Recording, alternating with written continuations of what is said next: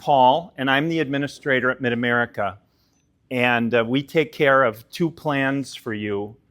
The pension, which is a monthly benefit for the rest of your life. And then the second one is the SMA fund. That's the one where you have this account balance with all this money in it, and hopefully it's a big number. But it's been getting bigger lately, so I'm happy about that. I've got a lot of people with me tonight, and when you call the office and press 2, you get the pension department, and there'll be a lady that answers. And I have Laurel here tonight. She's the controller of the organization. And then I also have Jenny and Ashley, Alex, and Heather. They're all in the pension department. So if you call that number, you're probably going to get one of them, and they will help you out with whatever you need. And if they don't, then you just ask me. You just ask for Paul, and then you'll get me. Okay? And then finally, Kelly is here. Kelly runs our contribution department, and every 3 months, you get a statement in the mail that says the hours that you worked in the prior 3 months, and you get one for the pension plan, and you get one for the SMA fund. And it's got on there the employer that you work for, and the number of hours and the money that went in, okay? So if you ever think you're getting screwed by an employer, or maybe there was just they put down the wrong Social Security number on their remittance report and you didn't get credit for your hours, you call us up, ask for Kelly, and then she'll iron it out for you. But she's sitting in the back there where that laptop is. So if you have any questions about your work history, you can ask her about it, and we'll get it corrected if it's wrong. It's a good idea to do that sooner rather than later, so that if when you retire, you're rushing around doing a lot of different things. It'd be better to do it sooner rather than later, especially on the SMA side, because if your money is sitting in somebody else's account or an account with a wrong social, you would want to get that into your account as soon as possible. Okay? So we're going to have 3 presenters, or 3 topics tonight. One is the pension, one is the SMA, and we're going to talk about how to apply for benefits and what it's going to be when you retire, and death benefits and what happens if you get divorced, all that stuff. And then the third presenter is going to be that gentleman over there. He is from John Hancock, and he's going to talk about investing. Okay, you spent your whole life accumulating this money, and now you want to make sure that you keep investing it. You don't just take it out, put it under your pillow, and then cross your fingers. No, that you maybe you're going to live for 30 more years after you retire, and so you want to make sure you're still investing and all that stuff. He's the person that you're going to talk to about actually investing the money, and we're the person you talk to when you want to get your money. Okay? So again, somebody ask a question fairly soon so that we can break up, me talking the whole time. Now, in MidAmerica, this is the Chicagoland District Council. You can see that we start out at the bottom with Champaign. Some of you may have boomed into Champaign sometime around U of I. Anybody ever worked in Champaign before? Hey, did you know that they don't have a pension plan? They only have their defined contribution plan? Okay. And actually, they're the only local in the United States that doesn't have a pension plan, okay? So if you ever go down there, make sure you reciprocate all your money back to here so that you get credit for it and all that stuff. But I'm hoping someday that they'll join us and take advantage of what we have at MidAmerica. But then right above that is your area here, and then up to the left is 111. It's 111, and then there's Rockford, 498, straight up 39, and then 444 used to have 444 has 4 zones. 386 used to be Ottawa, LaSalle, Peru, and they've since merged into 444 back in the 2000s. And then Kankakee was 465. They've since merged into 444 also. So in case you go up there, you're all 444 up there now when you go up there. Okay? And then if you go into Chicago, there's Local 1, There's Local 63 and Local 136, depending on if you're doing structural or you're doing architectural ornamental or you're doing rigor work. You'll be in Chicago. And then finally, if you go into Indiana, that's Local 395. They are on fire right now with full employment, and I hear employment's good here too, but hopefully you can work consistently for the next few years. But that is the Chicagoland District Council. Now, Madison, which is in a different district council, they're still part of Mid-America. They contribute to our pension and our SMA also. But this is just the district council that we deal with here. But Madison is part of us also.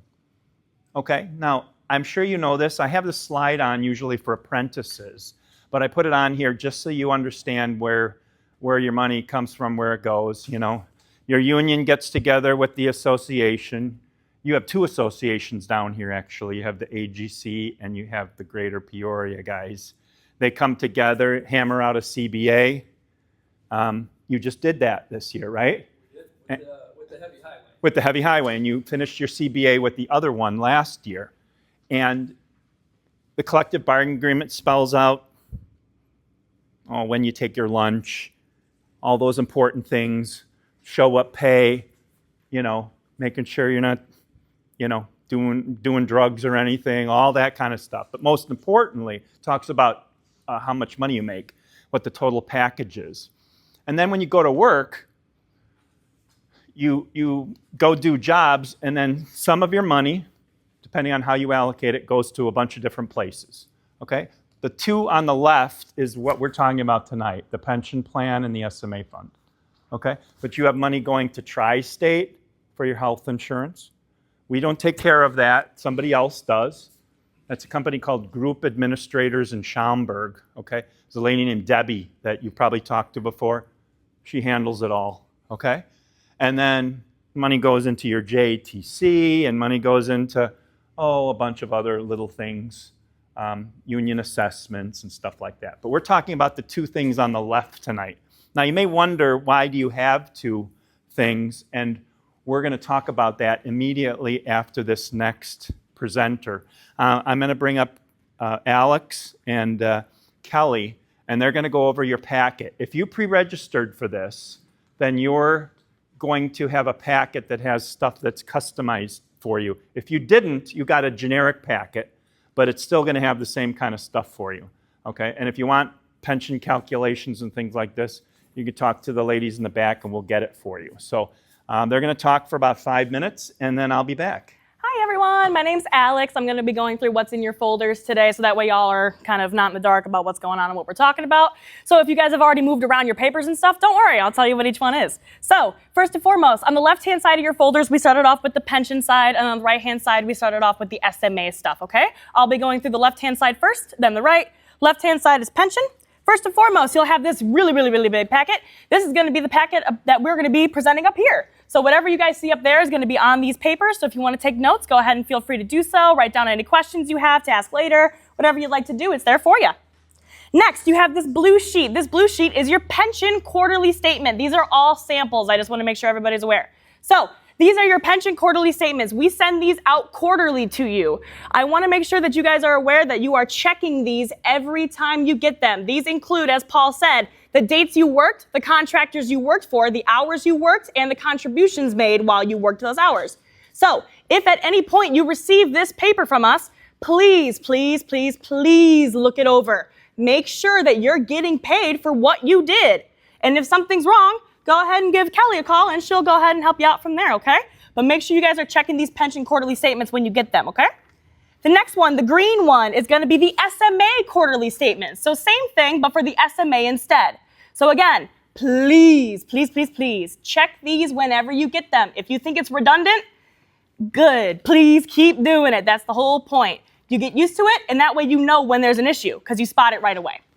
Next, this nice slight purplish sheet here, kind of like a lilac-y if you like, is going to be your pension estimate sheet. All right, this is when you start thinking about when you want to retire. You give us a call and say, hey, I'm thinking of retiring in 2035. We'll go ahead and calculate some numbers for you, and we'll see kind of about where you'll be at in 2035. So if you think that won't be enough, keep on working. If you think that's perfect, we'll get you in at 2035. All right? So that's what this is for. So whenever you're ready for that, go ahead and fill that out and give that to us. Finally, on the left-hand side is this nice pale yellow sheet. This is your change of address form. Please make sure that if you move or if you need to change your address for any reason, you contact us as soon as you possibly can. Yes, you guys can tell your unions, and that is fantastic, or your local, but they won't tell us. So make sure that you give us a call so we're sending your pension and SMA information to you. We don't want to send it to a stranger. It's not their business. All right. That's it for the left-hand side, the pension. On the right-hand side, the SMA. Again, another fun packet. Huzzah! You guys are going to be able to take notes on this one as well. So when we get to that, you guys have your notes right in front of you, ready to go. Huzzah! All right, next one. This one's a little bit bigger. It's going to be your rollover. All right, this is going to be a rollover form. This is if you have any money in a qualified plan that you would like to roll over into your SMA. All right? If you guys have it in a qualified plan, again, give us a call and we'll see what we can do. We'll see if we can get it over for you. Help you get more money. Who doesn't love that? Next, this beige packet is going to be your hardship information packet. If you're going through a hardship or a tough time, or you just need some money from your SMA fund before you retire, this is what you're looking for. There are 6 main reasons you might apply for a hardship. That could be medical payments. If you have a medical payment you need to make, give us a call. We'll see if we can get that for you. For a permanent residence, if you're looking to buy a permanent home, permanent roots, we can get you some money for that. Secondary education tuition, so trades or college, we'll get you some money for that too. If you are going through a mortgage foreclosure, a tax foreclosure, or you are getting evicted, we can help you with that as well by getting you your money to help you out with that. Funeral expenses, if you need help paying for a funeral, we got you there. And finally, a governmentally declared disaster. If the government declares some sort of horrible storm as a governmentally declared disaster, we can help you pay for that, or help you get your money to pay for that. Finally, this last big sheet here is going to be this really highlighted sheet. This is for y'all. So this is specifically 112 and a couple other things, but contact sheet. So any information you need or any contact you guys need to be able to get a hold of anybody is on this sheet, both for your specific local and for all of our information as well, and John Hancock too. Finally, the last 2 things in your folder are the very, very, very last 2 things in the back of the left. These 2 small little papers are going to be the most important papers you guys deal with today or at any point in your life. These, for those of you who are unaware, are called beneficiary cards. This is where your money goes when you die. If you are not married, this is where your money goes when you die. The blue one is for your pension. The yellow one is for your SMA. I'm going to tell you guys a quick story. It's actually based on true events that I've heard before. Kind of fun. So, there was a guy named Jack. Jack and Jill were together. Jack and Jill went up the hill. They did all the fun stuff together. They had a great time. Super quick romance, super hot, super fiery, super passionate. Huzzah! They were so in love, they put each other down on their beneficiary cards. Jack put Jill on these bad boys. Jill put him down on hers. Whatever. Who cares? They had fun. A couple years went by. Jill was like, you know what? I like Doug. I'm going to go with Doug in the Bahamas. Jill left. Bye-bye. She's in the Bahamas. With Doug. Yay. So Jack was like, all right, fine, bet. I'm going to keep on moving. So he moves on. A couple years later, he meets Diane. Jack and Diane have such a fantastic time. They are also so in love. They're having such a good time. It's such a great moving group. Whatever, who cares? They have such a good time. They get engaged. They're now engaged. How exciting. But of course, Diane was a big wedding, so it's going to take a while. It's going to take about 2 years out. They're engaged, have a good time. Heck, they even have a kid together. Jack and Diane are so in love. It's so great, isn't it, guys? Fast forward. A couple days later, Jack's coming home from a party. Sadly, he doesn't make it. Horrible storm. Horrible storm.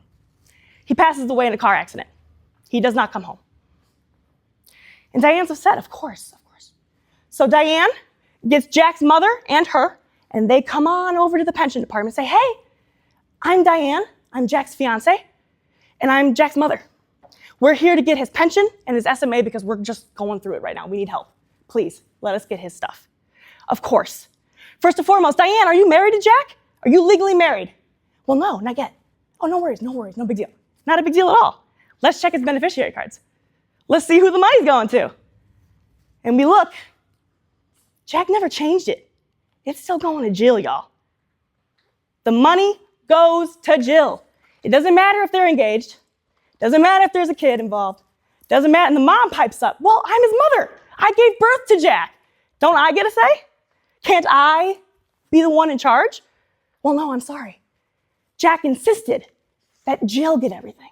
He insisted because he put it on these cards. So now Jill, who's still in the Bahamas with Doug, by the way, is now getting not only the love from Doug, but all your pension and SMA that you worked so hard for.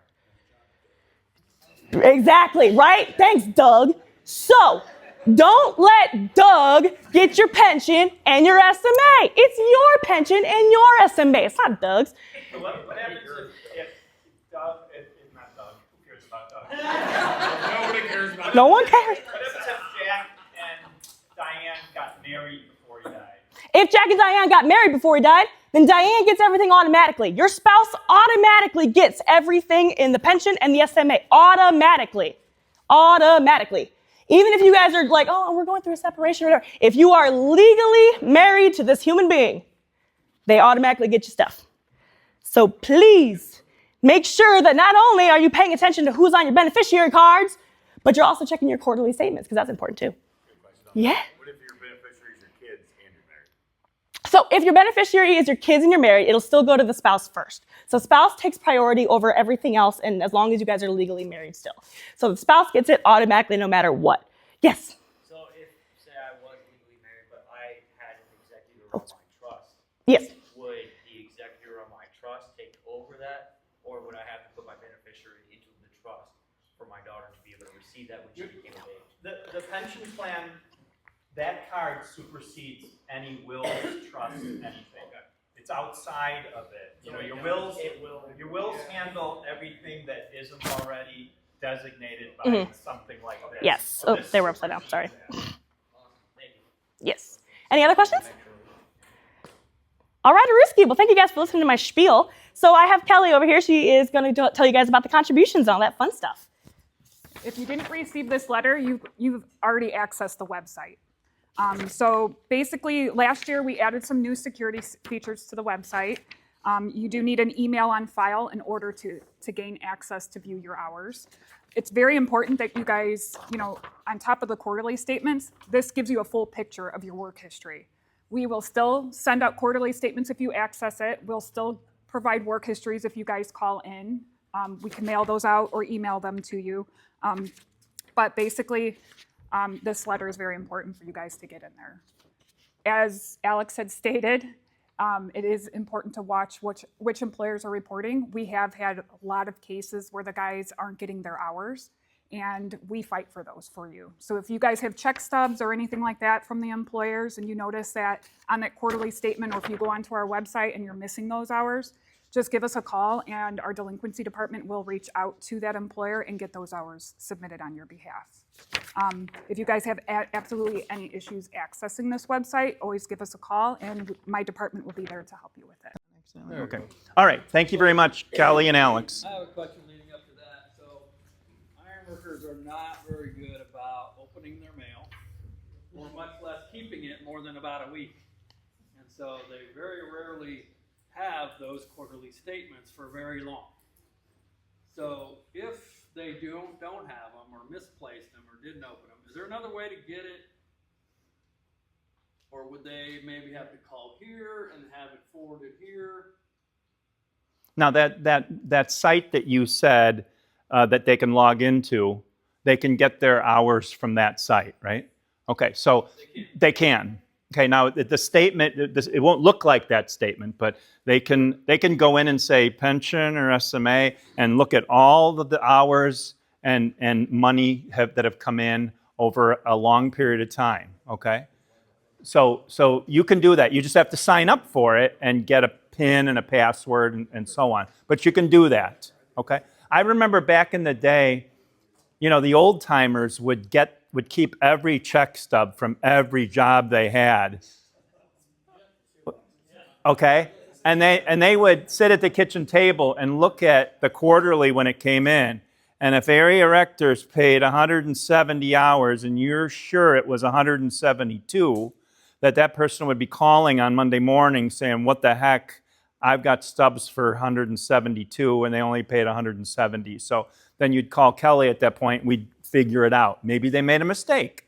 Or maybe that 2 hours you got was a bonus or something, and under your CBA, they don't have to pay fringes. Who knows what it is? Okay. So, but talk to Kelly about that if you want to sign up for that service where you can go on our website and get that information. Okay. Okay. I'd encourage you to go to our website, which is the second line from the bottom there. It's not a very fancy website, but it's got some stuff on it that you can look at, and you can look at your hours. And then finally, we have a YouTube channel where there are about 12 videos where you can look and see what's going on, how to sign up for direct deposit when you retire, or how to change your address, all kinds of things. And then this presentation tonight will hopefully be on the website, or I should say on the YouTube channel in about a month or so, okay? Last month we were at 444, did the same presentation, and we're working on that video now. And then we were at 395 in Indiana in March, and we're working on that video also. So, check it out. There might be something of interest for you. You can look at it on your phone, or you can look at it, on your computer. Okay? Now, the first plan we're going to talk about is a pension plan. But before we do, you're all in both plans. Which plan do you like better? Like, is one of them more exciting to look at, or is it one gosh, am I glad I'm in this plan, or don't you really care, or what? What do you? No. No. I just hired a financial advisor. She told me to make sure that I was correct in saying that we're getting both, because she said that is rare. It is rare. It is rare. And in fact, you're putting like 10 bucks an hour into both of them now at the same time. And that's $20 off your check, and that's going and earning interest and all that stuff. But you could tell her you're getting both of them. Nobody is taking one of them away. I'm just asking. The SMA plan, the pension plan started in 1957, and the SMA plan started in the early 70s. And they did that because they wanted people to be having a monthly benefit when they retire. And they also wanted you to have a lump sum of cash for non-monthly things, like if you get sick and you got a kind of a big medical bill, or you want to take a vacation, or you want to buy a car, or whatever, or you want to give some of this money to your children when you die, or you want to help out your children while you're alive, or you don't know what you want to do with it, you just know you want a big balance. That's why they did that, for things that are outside of your rent and your food and your car payment and all that stuff. So now you have the best of both worlds. Some other trades, like the plumbers and the pipe fitters, they put most of their money in a pension plan, and they were a little slow to start defined contribution plans because they really liked pension plans. And but in the 70s, trustees, before Jason, it was Brian Stanley, and before Brian Stanley, it was John Short, and before him, I'm not sure what it was, maybe Verdi Stanley, and before him, that was even before my time. They knew that they wanted you to have both plans. Now, we can argue about which one's better, which is why I'm asking this question. Like, which one do you think is better for you, or which one do you like the best? Because there is no right answer. Well, I liked the SMA when I first got in, because at age 52, you could retire, and the most you were going to get was a 10% cut, which I was all about. Well, it was shortly after I got in, because I said then, I was like, I'm going to retire at 52 like my foreman did. Well, then they turned around and jacked those penalties up drastically. 10% I can take, 39% cut. No. And now the fund's doing better, and now it's back to a 15% cut. So you get 85% of your pension at 55. which is pretty good. But my question is, there's always somebody that says, oh, I'd like to put all my money in the defined contribution plan because I'm smart and I'm going to make 20% a year and I'm going to have like $4 million and all this stuff. You've heard of those people saying that in the trailer, I'm sure, at lunchtime. And then there's other people was that you that said that in the trailer? No, okay. And then there's other people that say, well, I'm afraid of investing that money because the stock market and Trump or whatever, and when I go to bed at night, I don't want to worry about my pension. But if you're giving me $4,000-$5,000 a month every month for the rest of my life, that gives me some peace of mind because I might live till I'm 85 years old, or I might marry somebody and they live till 90. And think about how old your mother is, how old your father is, and think, boy, it sure would be nice if I lived a long time too, and then I had a pension that lasted me that long. Okay? So there really is no right answer, but the trustees want you to fund both of the plans, and then how you do it is really up to you. Whatever the membership decides. We have most of the unions in Mid-America's jurisdiction, they fund them kind of similarly. I think there was one local, Aurora, back in the day where they were putting in twice as much money in the SMA as the pension. And so now they have smaller pensions because of that, but they have bigger SMA balances. So, there really is no right answer. I was just curious which one you liked better. Sir? He was talking about the deductions. Are the credits before 2008 still only a 1% penalty? They are. Okay. Yeah, we're going to talk about that in about 8 minutes. I'm going to get to that slide, okay? All right, so now you just recently allocated your package, regardless of whether you're working under the AGC contract or the Greater Peoria contract, and you're now putting $10 an hour into the pension plan, okay? So that is a lot of money to put in the pension plan every month, or every hour, I should say. You were putting in $9.76, so that was a 24-cent raise. You just did that at a union meeting not too long ago, okay? You guys have been working and you ladies have been working as ironworkers for a long time, so these credits aren't, quite as important because many of you have many, many credits. But basically, you earn a credit according to how many hours you work in a year based on this schedule. And but your pension isn't necessarily based on the credits you earn. It used to be, but now we've changed the formula to something that rewards people that work higher amounts of hours compared to people that work lesser amounts of hours. But the number of credits you have can still be important. Sometimes you get credits. Sir, you had a question? Yeah, so with Champaign, I was in Champaign for like 15 years, but we didn't get credits. Okay, So I've you been were here for maybe you were 5 in Champaign for 15 years? Correct. So Okay. now I'm starting from 0 since I started here, so now I have 4 or 5 credits, and then all those other 15 years are nothing. Well, I assume you had a defined contribution plan down there, right? What did you do with that money? Is it still there, or did you roll it somewhere? Or? They wouldn't allow me to roll it. Okay, so is it still down there? Yeah. Okay, fine. So you're starting over kind of with credits, but talk to me after because it's a unique situation, and I don't know how many people come from Champaign, come in here for the higher wages and transfer into 112 and and so on, and we certainly don't want you to lose anything, but frankly you don't have a pension for that time. You only have your defined contribution plan. Okay, now sometimes you're not working, but you can still get credit towards your pension.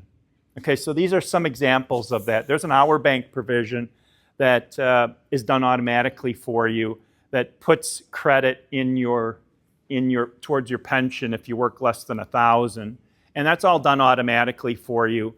So I'm not going to spend any time on that. But the 3 I'm going to spend time more on is the last 3: disability, workers' comp, and military service. When you get sick, not hurt on the job, but sick, and you're getting sickness benefits from Tri-State, it's what is it, like $275 a week, something like that? Yeah, okay. We will give you credit towards your pension for every week that you're on that sickness benefit, okay? So make sure that if you ever get sickness benefits from that fund, that you let us know that you did, because we can help get your pension, we can help grow your pension, because we'll give you 25 hours a week for every week that you got that sickness benefit from Tri-State.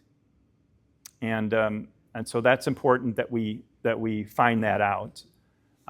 The third one is workers' compensation. Now that's when you get sick on the job, or I should say you get hurt on the job. I don't know if you guys heard it all, but there was a guy in 63 in Chicago that got killed last Thursday. He was working at Northwestern University and he fell off a roof. There was an accident and he fell to his death. And, it's terrible.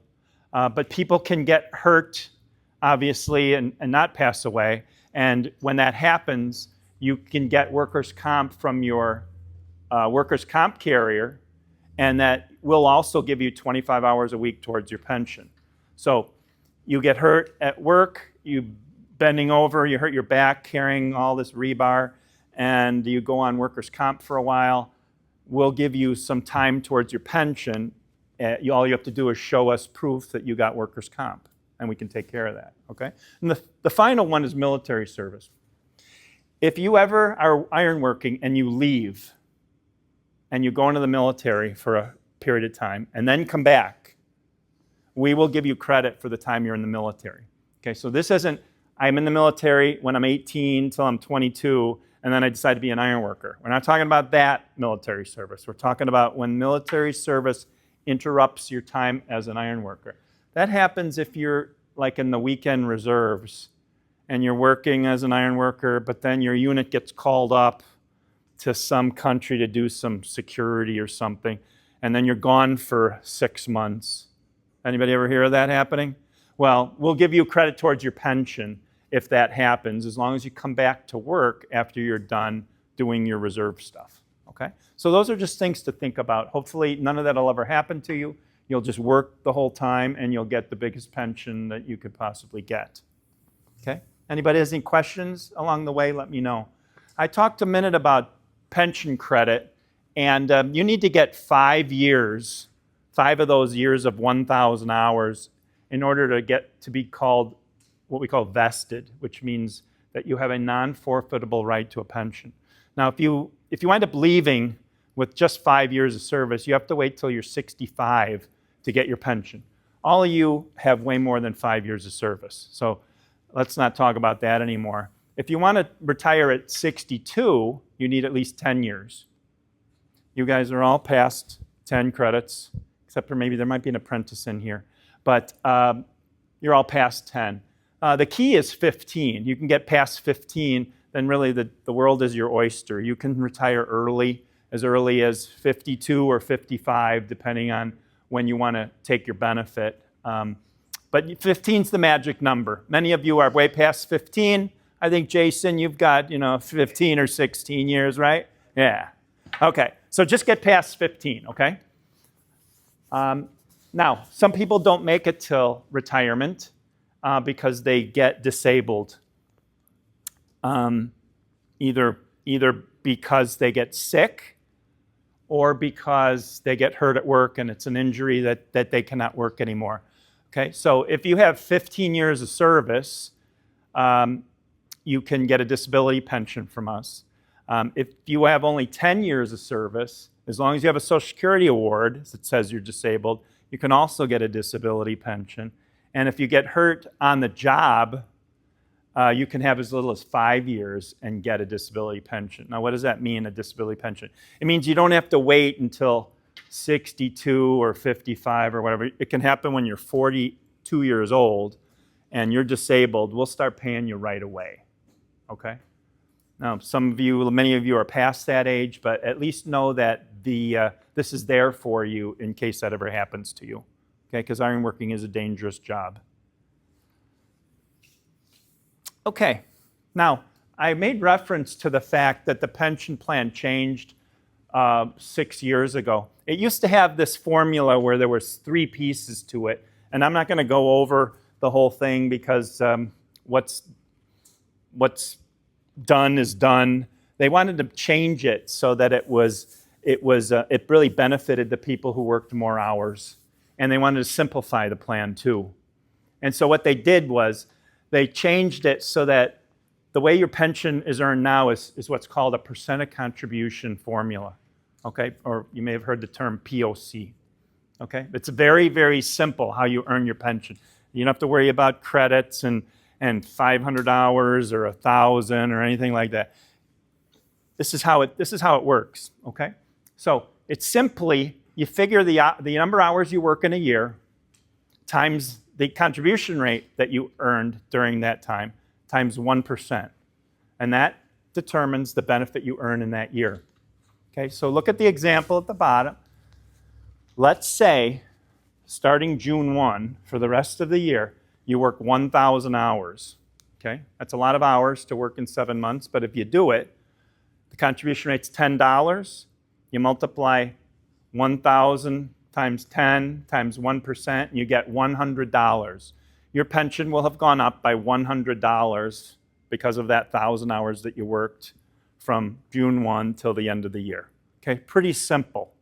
Okay, what's great about this formula is that it's very, very simple, and it rewards people who are able to work more hours, which is one of the reasons the trustees made this change. Okay, so the first column is what I just went over. Person works 1,000 hours at the $10 contribution rate, which is your contribution rate now, times 1%, and you get $100. Now, if you're working side by side with somebody, and you're there every day, and he's there every other day, and you work 2,000 hours, and he works 1,000 hours, you're going to be in the third column. 2,000 times $10 times 1% is $200. You will earn twice the pension this year than the guy that's working every other day. Okay? Now, you may get a crazy busy job where you're working 6 10s and the hours are just falling all over the place, and you just kick ass one year and you work 2,500 hours. I'm not saying that's easy, but your reward for doing that will be your pension will go up by $250 in a year. Okay? Now, you don't have to work a whole number like that. You could work 1,918 hours, 0.35, and you just do the same thing. You take the hours times the money times 1%, and that's how you get your benefit. Yes, ma'am? There is no cap to that, okay? So if you worked 3,000 hours, which I've seen somebody do that. I don't know what the heck's going on. I don't know how you work 3,000 hours. Do you ever see him? Do you see him once in a while?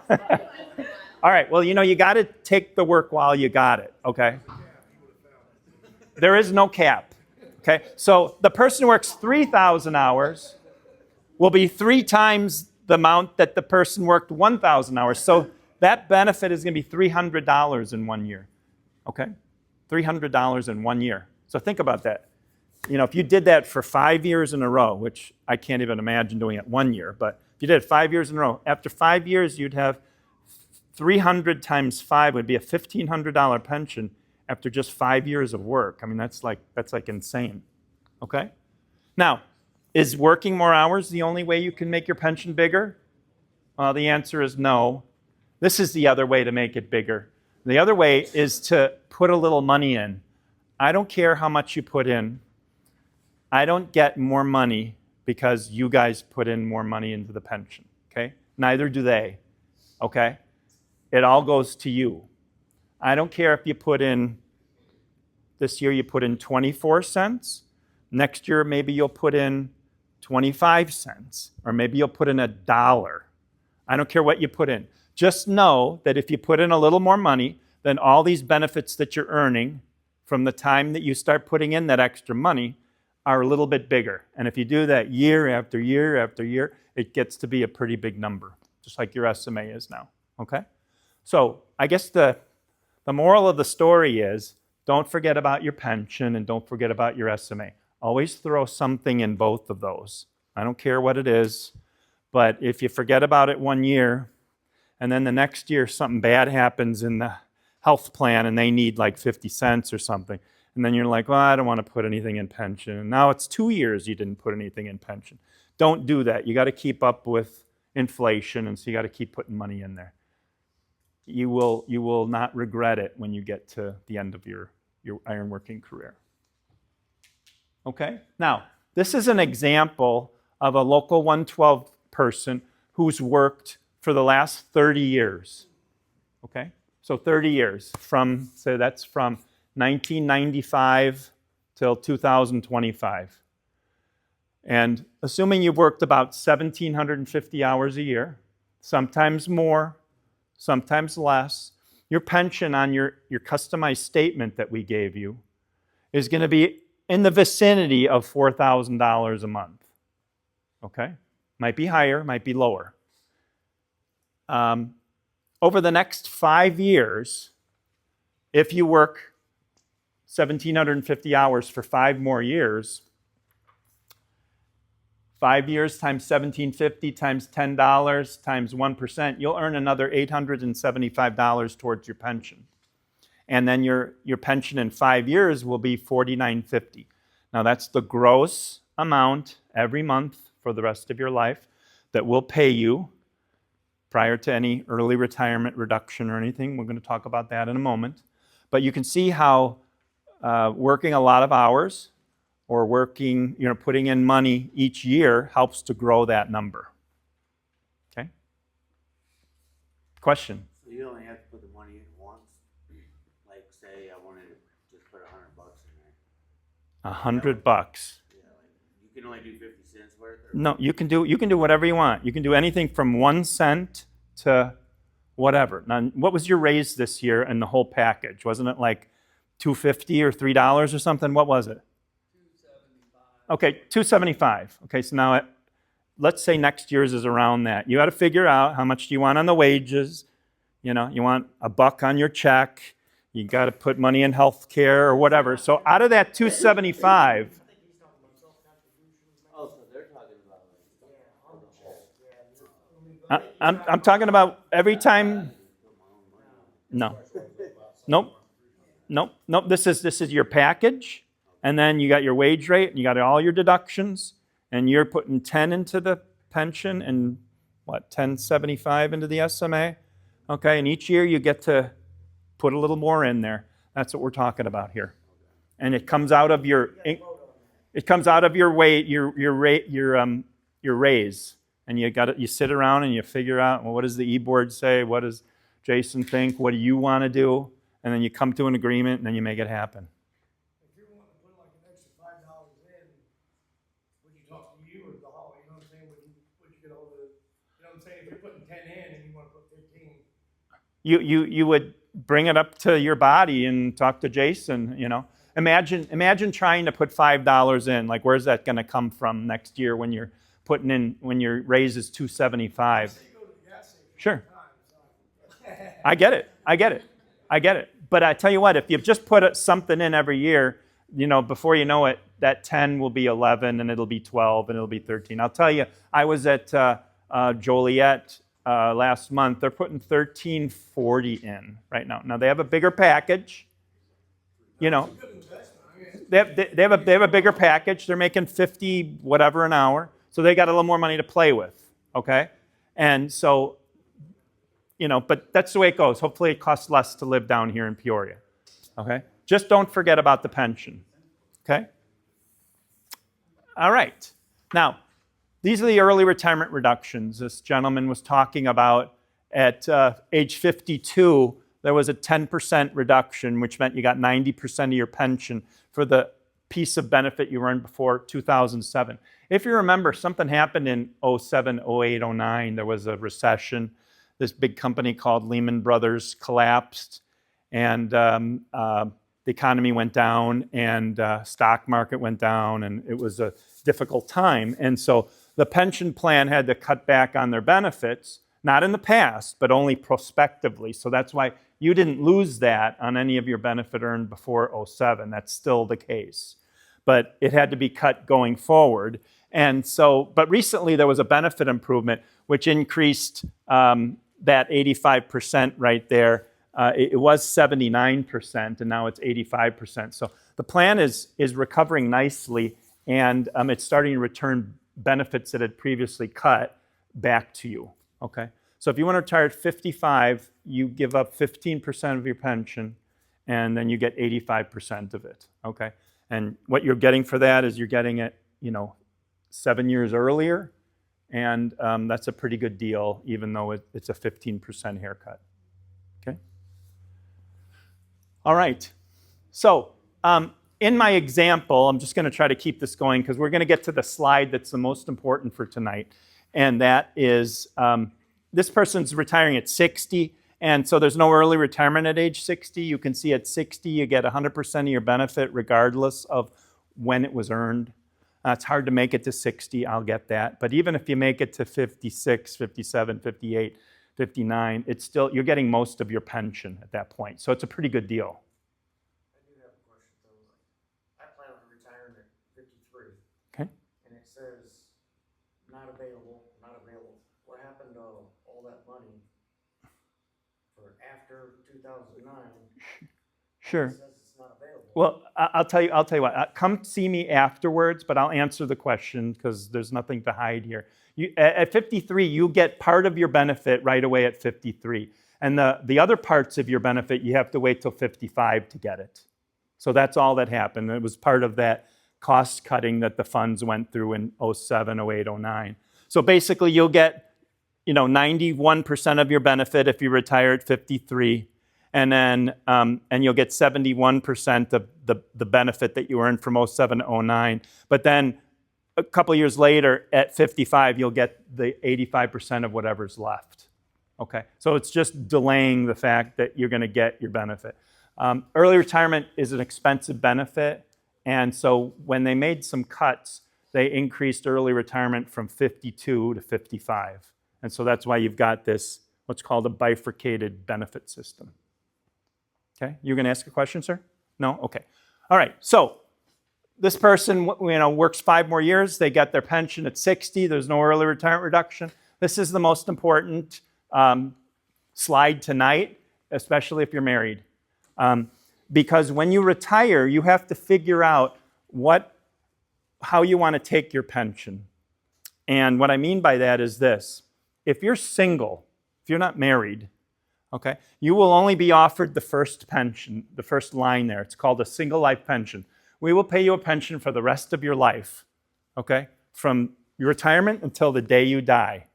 If you live till 70, till 80, till 90, we've got a few people approaching 100, you will get that pension every month for the rest of your life, okay? Now, if you're married, you're going to get offered 3 other options. Okay, and those options are to cover your spouse in the event you die first.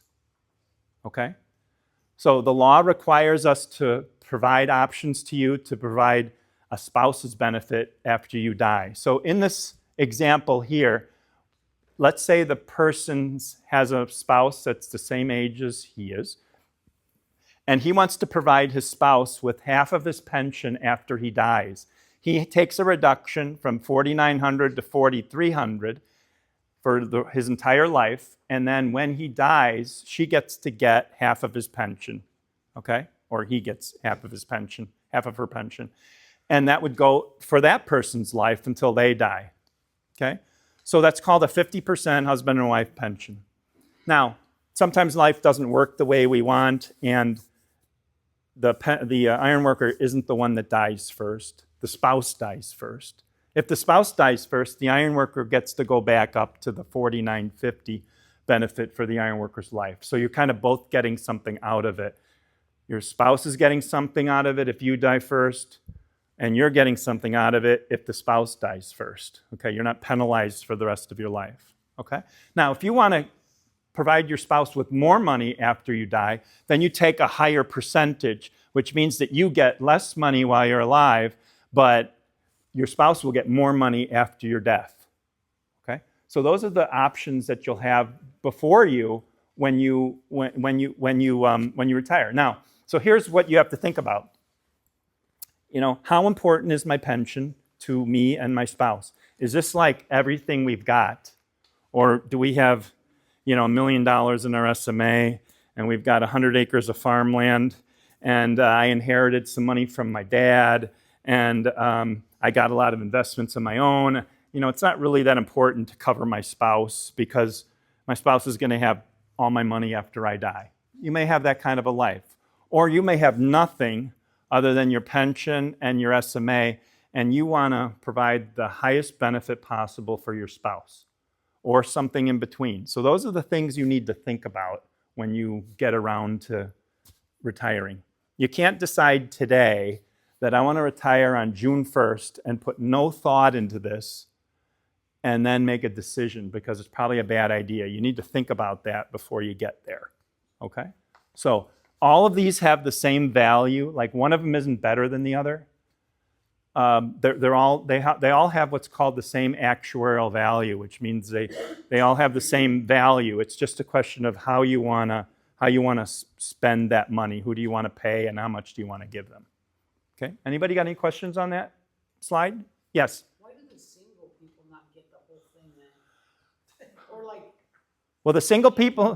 where does that extra money come from? What I want to know. What extra money? For the spouses. Well, it comes from the. 4,000 and they're giving 3,000. Oh, never mind.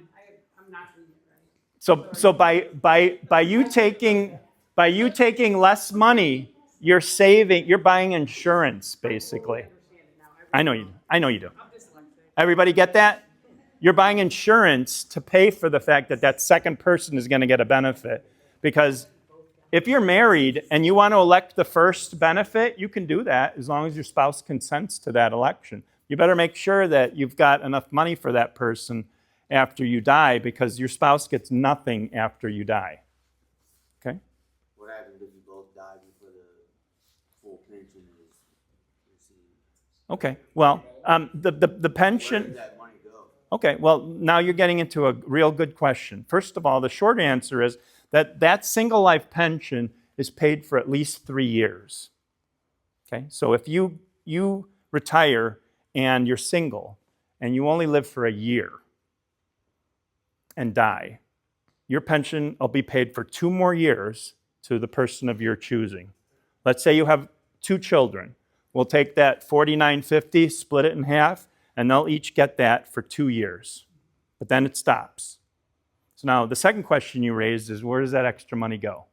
Okay, which is the difference between a pension and your SMA account. Your pension is really a promise to pay you a benefit for the rest of your life. Your life may be a long time or it may be short. Do you know what your average life expectancy is? Like if you're 60, how long are you expected to live? It depends. It's longer than that. Yeah, it's closer to 80. It's in the late 70s. Well, it depends on a lot of things. If you're a smoker, if you're a drinker, if you're living, exercising and you've got your cholesterol under control, it depends. Okay, let's just say the average life expectancy is age 75. Okay, now most people on average will live somewhere close to that. Okay, but there'll be a lot of people that die well before that, and when they do, the plan saves that money, because it saves it for the people that are going to live way past 75. And so that's really what a pension is. It's a promise to pay you a benefit for the rest of your life, not knowing how long that life is. Some will be long, some will be short, some will get way more money out of it than they ever put in, and some won't. But you'll at least get 3 years out of it. Now that's the difference between a pension and SMA. The SMA is you've got a fixed amount of money, and when you use it, it's gone. That's all you get. No more, no less. And so that's really the difference between a pension and your SMA account. So you kind of have the best of both worlds. And the pension, you got to guarantee that you'll never run out of money, because we'll pay you even if you last till 100. But on the SMA side, you only get that money until you have used it all and it's gone. Okay? I'll touch on the extra money as well, because I hear that a lot. And there was a slide earlier where you had the folks that were on work comp or that were in the military, or that were getting the injury benefit, and those folks get credit for hours that no one contributed for. So in a way, that's a supplement from that extra money as well. Thanks. But I would like to bring up one thing. I do hear on the flip side, Paul, Yeah. the 3-year payout. Uh-huh. There are people that feel that that is not enough. Mm-hmm. And I know at the trustee level, those are the kind of things that we can discuss. That's right. That's right. That's right. If the trustees, when the plan is doing very well, by the way, it's up to 93% funded. You recently got something in the mail that said it was like almost 91, but that was as of 1 year ago. It's now up to 93, which is like an A- in high school. And so every time, did it go off? Okay. Every time the plan has some extra money, the plan tries to make benefit improvements. That would be something that would come under a benefit improvement. For example, if you wanted to change that 3-year guarantee to, say, 5 years, so it's at least 60 months of payments instead of 36, that's something the trustees could do if that's what they wanted to do. Now, they'd be spending some of their money, some of the excess money, and just like they spent money on these early retirement factors, recently, when they made unreduced retirement at 60, they spent some money on that. They can very easily change and do something else with that money if they want. So, if that's something that your people are interested in, you should bring that up at a future meeting and talk about it. And then I will say that one of the goals we're after is trying to get to 100% funding, because that would be a wonderful thing to get to. During the recession in 07, 08, 09, we were down close to 80% funded. And now we've managed to get up to 93. And we're hoping in the next 3 years we'll be up to 100%. Okay? Any other questions, sir? Didn't the minimum used to be 5 years and 60 payments for our fund? No, it was never 60 payments. Because I know the government changed that. Well, what the government changed was they required you to be vested after 5 years. It used to be 10 years, and they said that's too long. If you just work for 5 years, 1,000 hours, you're guaranteed a pension someday. That's what they did back around 20 years ago. Okay? Okay, so let me keep going so we can stay on track. So we talked about a lot of things. We talked about retiring and what option you're going to elect when you get there. Unfortunately, some people pass away, like that gentleman last week that passed away. And, I was helping a guy last week, or a couple weeks ago. He came down with Parkinson's disease, and he's only like 53. And it's slow moving, but he's retired now on the disability. He doesn't know how long he's going to live. You probably don't think about that when you're ironworking, or maybe you do. But the plan has death benefits in the event you die before you get your pension. Okay? Hopefully that doesn't happen. But if it does, your spouse is going to get a benefit for the rest of your spouse's life. If you die before 52, your spouse gets that 50% benefit that we were just talking about. And if you die after 52, your spouse gets the 100% benefit we were just talking about. So 52 is kind of a magical age there. So that's what's offered by the plan right now. Now, if you're unmarried, we have lots of people that are not married in the plan. Your beneficiary, whoever you name on that card Alex was talking about, is going to get benefits for 3 years. Okay? That's that 3-year number that Jason was just talking about. They're going to get a benefit for 3 years. The plan, the government doesn't require death benefits for single people, but this plan does provide benefits for single people, and they determine that number to be 3 years. If at some point in time they can increase that, they'll probably talk about that. But, sir? I did have a question. So, if I died before my daughter was 18, would she, even though she was, would that just go under the executor for the next 3 years, or would that be in a situation where she would have to wait until she was 18? No, we don't care we don't care about any executor. We don't care how old your daughter is. We don't care about any of that stuff. We'll just find out who your beneficiary is. If it's your daughter, we'll pay her for 3 years. Now, if she's under 18, she'll probably need a guardian, and we'll have to figure out, get some papers from her, like who her guardian is, if it's her mother or if it's another person, and then we'll pay that person because now they're in charge of your daughter for 3 years, so we'll pay that person. But your daughter will get your benefit for 3 years in the event you die before you retire. Okay, is that clear? Okay, so let me keep going.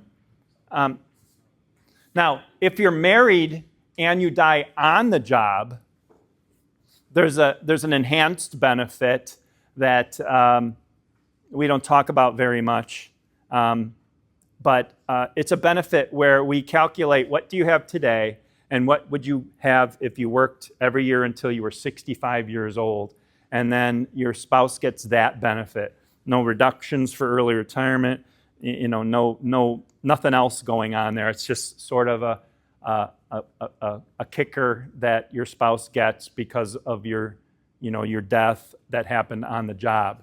If you die on the job, there's going to be a lawsuit. There's going to be all kinds of things going on. The least your spouse needs to worry about is getting some money from us in the short term. So we have a very enhanced benefit for a spouse when the participant dies on the job. You had a few people die in that bridge accident a long time ago. So those people got this benefit if they were married. And that's one of the reasons why that benefit exists. It's because it helps a spouse that's at a vulnerable time in the spouse's life to get some money in the short term, and that benefit's also paid for your spouse's lifetime. What if we just have like a heart attack while we're at work? Well, you know what? That's a good question. Somebody would need to figure out, like, what caused your death? Like, did you fall? Did you fall and then have a heart attack because you were falling? Or did you have a heart attack and then fall? Somebody's going to have to figure out if that's a workers' comp issue or if it's just, an act of God. So if that happens, I'll let you know. Okay? But make sure you're tied down so that you don't fall. Okay. All right. I'm going to say a dirty word here. It's called QDRO. Okay? QDRO. It stands for Qualified Domestic Relations Order. And that is when you get divorced and you agree to give some of your pension to your spouse. A pension is considered a marital asset, just like a house is, or your china, or the car. And so it's something that can be divisible through a court order. So if you get divorced and you need assistance, call us up and we can help you with some forms. We can probably save you some lawyer fees because we have what's called a model QDRO on our website where you could download it and fill it out. And if you got to do it anyway, you might as well do it as inexpensively as possible. Okay? All right. Sometimes people go back to work. And if you do go back to work, I'm not talking about what's going on this year with the relaxed rules that you have, but sometimes you can go back to work and work under the 40 hours, or even maybe some of the months you'll go over 40 hours. And you might get an increase to your pension at the end of the year. Just be aware that can happen. We do it automatically for you if you decide to retire and go back to work. I would suggest that you not retire with the understanding that you are immediately going to go back to work, okay?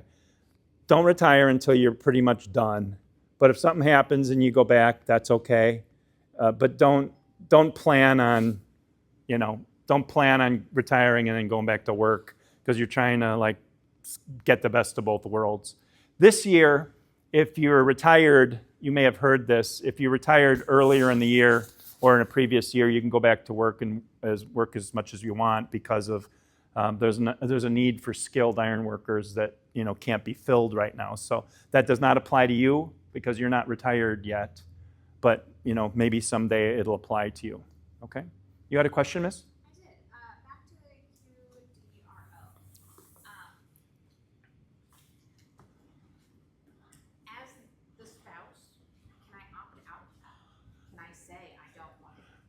Sure. When you get divorced, there's the divorce decree, and then there's something called the marital settlement agreement, where you decide between you and your spouse who gets what. And in that document, if it says in there that the participant acknowledges he has a pension, but the spouse waives any right to it, then you can do that when you the divorce. No, because what's going to happen is if we find out the participant's divorced, we're going to ask for that document to make sure that he wasn't supposed to fill out a quadro. And if it says, no, there's no quadro, then we just pay him his pension at that point. Okay, does that make sense? Everybody hear that question? Okay. Okay, cool. I'm trying to go fast here. If you do go back to work, 40 hours is the magic number. So if you stay under 40 hours, you can really work every month. It's probably hard. That's roughly 1 week. So if you want to retire someday and then kick it around for a year, working 40 hours to make some extra money and get some SMA and stuff like that, you can do that if you want. Just don't retire, thinking you're going to try to double dip, because it doesn't work that way. Once you go over 40, you lose your pension for that month.